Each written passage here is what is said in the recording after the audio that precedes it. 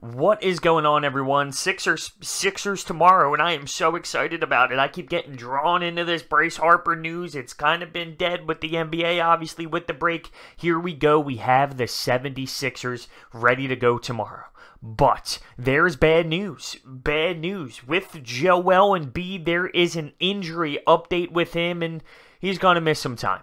And let's take a look at what the medical update is from the squad. This is the statement that the squad released. And Joel Embiid is experiencing left knee soreness and will undergo treatment involving physical therapy and load management. He has had an MRI, which revealed no structural damage, which is obviously huge. As a precaution, he is listed as out and will be reevaluated in approximately a week. So, Embiid, with no structural damage, which is obviously a huge key piece here, is going to be out 1 week. Does that ruin my excitement for the next week or so with the 76ers? Yeah, I'd say so. This is supposed to be a stretch here where we have to see what this team is really made of. And for the first week, we're getting ourselves no Joel Embiid. That's a game changer to what this squad really has, but I mean, there's nothing you can do about it. Do I think it's concerning to the point where it's so serious? No, I don't. But it is weird that it's the knee. We've been hearing a lot about the back. We see him when he's struggling with the back. His body gets fatigued. Out of nowhere, we get hit with the knee. Knee soreness after having a little bit of a break here. I want to know down below, do you think I'm putting too much stock into this? He's had time now. I know he played in the All-Star game, but he's had time. And here we go for a stretch for the back end of the season. And after having a break with the All-Star break, comes back with some knee soreness.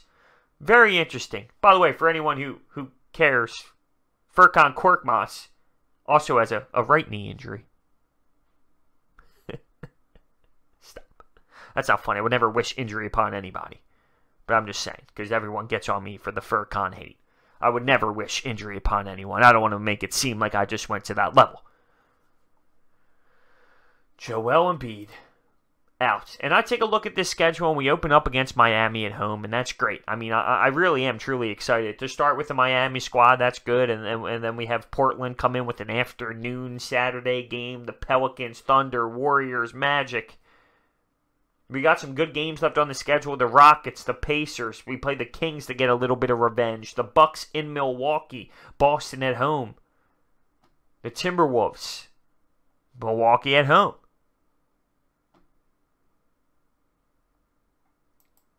Here we go, though. With about, 24 games left on the schedule? I believe it's 24. How many games played do we have right now at this very second?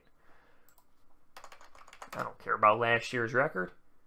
37, 58? Yes, we have 58 games played. So 24 left. With about 7, 8 big-time opponents. 7 or so, just spitballing off the top of my head. When you play the Bucks, when you play these bigger-time squads. Celtics. What are you thinking here on this back run? What do we need to do to show and prove that we can be serious? You can say a record all you want. You could say a record. But is that really what it means? If we win 20 of these 24 games, but lose 4 of them, 2 to Milwaukee and 1 to Boston, are you walking away and say, we had the record we wanted? No. So you can't really look at the record like that. I want to see this team gel. That's one big thing. Brett Brown, the adjustments. On top of that, how we use the rotation. That's big for me. But that's what I want to see. I want to see how he utilizes this bench. This back run is going to be criticized very heavily. Because we still need some things to be done here. And it kills. It kills that Joel Embiid is injured for this. There's no doubt about it. It is very crushing to me. Because I wanted to get this going on the right foot. I wanted to start gelling, get some momentum, see guys work together very well, and just get this team going together smoothly. And for the first week here, no Joel Embiid. Our number one guy. Our difference maker. The guy who changes the floor and spreads the floor out differently as a big guy. So now what? Boban? Is he going to be able to athletically hold? Is he going to be able to play that many minutes? No. Jonah Bolden, which is one thing I'm happy about. I would love to see more Bolden. He does deserve to get some time, I believe. He's athletic. He's long. He can shot block. So we're going to see more of him. Which is good, because then hopefully when Embiid comes back and Bolden shows that he can hang, maybe he gets implemented in a little more. Hopefully we don't have to go as far down as Amir Johnson. But let's not go there. Let's not go there. Overall, I truly am excited. It's been a really tough week. Right now, I'm so Sixered up. It's to the point where Bryce Harper and this news is just taking over. And I need to get back on track. I need to get the 76ers. I need to get some basketball back in my life. Now, tonight we get Duke UNC, which is my favorite rivalry ever. And we will definitely have a discussion about that one because there's something special about this Duke squad. And I just love the rivalry. Not that I'm getting carried away into something else. I'm just saying there has been basketball for me to watch. I have been involved with a lot of college hoops. But we get my squad back. We get the squad that I'm very passionate about back tomorrow, 7 o'clock in the Wells Fargo Center. But I want to know down below in the comment section the two questions that I asked. One, how serious do you think this Joel Embiid thing is? Is it weird to you that we've had this All-Star break, we've had this break, and now it's time to go? Here comes this soreness. Now, he's a bigger guy. Obviously, I understand the knees are a problem for bigger players, but does that concern you? Or am I just blowing it down and say, bros, don't worry about it. There's clearly no damage shown when they got it all checked out, and he will be okay after a week. It's just rest. I would like to think that way, but why now? Why after an All-Star break does it happen? That's the weird thing. And this medical staff is known to be out there sometimes. And question 2, how big do you value this second half? That's kind of a ridiculous question. Obviously, we all value it, but, is it about the record, or is it about the team gelling, or is it about just beating the better teams? You'll sacrifice a loss to Atlanta, but a win to Milwaukee. I know this sounds simple as hell, then the easy answer is of course you would, but what are you looking for in the second half? Brett Brown's adjustments, the way we use the bench, what are you looking for?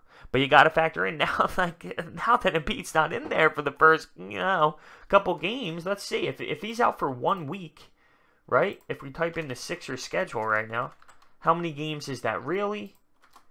Well, we have the Miami game on Thursday. We have the Portland Trail Blazers on Saturday afternoon, followed by a Monday game against the Pelicans with travel. And OKC on Thursday, about a week. That could possibly be 4 games, and hopefully he's back by the Warriors. And that's if it's only a week. It could be a week and then, hey, he needs more time. Who knows? I mean, it could be to that degree. That's what scares me. It could be to that degree. This could be, hey, we'll reevaluate in 1 week. But that doesn't mean he's back in 1 week. And losing someone like Joel Embiid, I get it. I'd rather have him safe and ready to go for the playoffs. But we've we've seen this team play for 3 or 4 games now together. They need these 24. They need these 24 to find themselves, to find their identity, to figure out how they are going to approach these better squads. Taking Joel Embiid out of the puzzle changes everything. Everything. Everything that Brett Brown has been sitting there trying to figure out, everything, is surrounded by Embiid. So him not being in there kind of crushes me.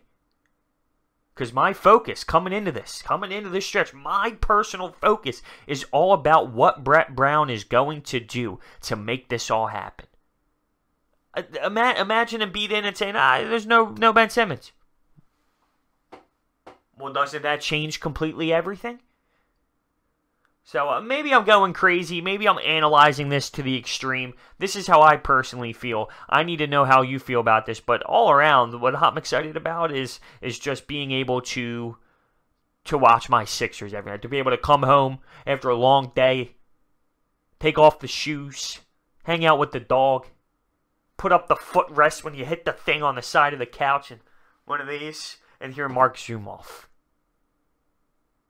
And hear Serena Winters and Allah. That's what I'm pumped for. And we're going down the last stretch. It's crazy how fast it's been. We're pretty much done with the All-Star break, and here we go. Before you know it, playoffs are going to be here. If the team doesn't make me drop dead before then. You know how that can happen around here sometimes.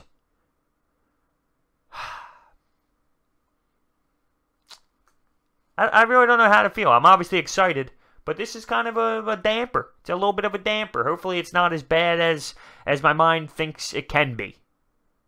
The length of time of a break coming right into the the back stretch here is the concerning thing to me. The time that we just had off, heading right into this thing. Why is there an issue now? Why is there an issue now? Let me know your thoughts down below. Thanks for watching, and I'll see you next time.